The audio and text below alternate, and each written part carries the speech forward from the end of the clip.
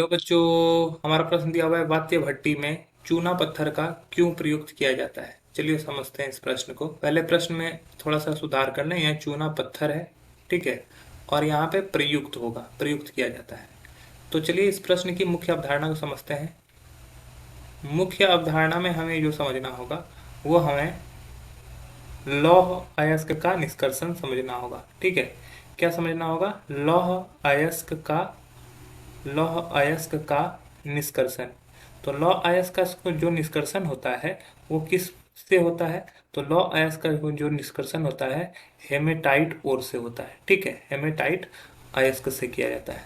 ठीक है, हेमेटाइट अयस्क से किया जाता है, मतलब कि Fe2O3। अब यहाँ हेपेटाइट अयस्क के साथ अशुद्धि के रूप में जो हमारा होता है वो सिलिका रहता है। अशुद्धि के रूप में क्या रहता है? सिलिका अशुद्धि रहता है। तो इसको क्या कहते हैं? वात्य भट्टी में गर्म किया जाता है, क्योंकि ऐसा भट्टी होता है जिसमें अलग अलग जोन होते हैं और अलग अलग जोन में अलग अलग टेम्परेचर होता है।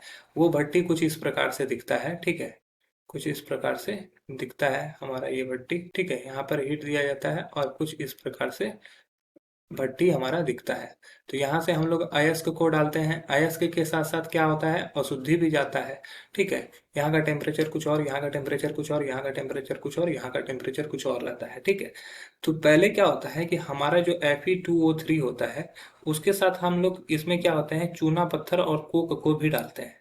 ठीक है, चूना पत्थर और कोक को भी साथ में डालते हैं। ठीक है, तो जब 400 डिग्री सेंटीग्रेड पर ये जाता है तो ये Fe2O3 क्या होता है? ये FeO प्लस CO में कन्वर्ट होता है। ठीक है, और जब 1000 डिग्री सेंटीग्रेड पर चूना पत्थर जाता है, चूना पत्थर का फॉर्मूला होता है CaCO3।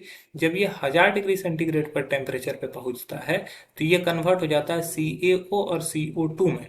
अब ये CaO क्या करता है, उसमें जो अशुद्धि प्रयुक्त होती है सिलिका, जिसको हम लोग गैंग बोलते हैं, ये जो गैंग होता है ये क्या होता है?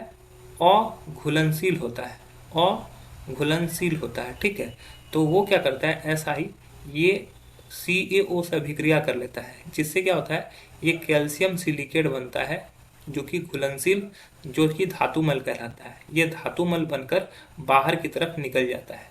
तो अगर हम लोग बोल सकते हैं कि वात्य भट्टी में चूना पत्थर का उपयोग जालक गालक के रूप में होता है, जो कि वहां से प्रयुक्त गैंग SiO2 को धातुमल बनाने में सहायता करता है। ठीक है, तो हम लोग बोल सकते हैं वात्य भट्टी में चूना पत्थर गालक के रूप में इस्तेमाल होता है। चूना पत्थर गालक के रूप में प्रयुक्त होता है, जो उपस्थित गैंग को धातुमल में परिवर्तित करता है, में परिवर्तित करता है। ठीक है, तो इस तरह से हम लोग का क्या हुआ, ये वात्य भट्टी में चूना पत्थर जो है वो प्रयुक्त किया गया। इसका कारण क्या था?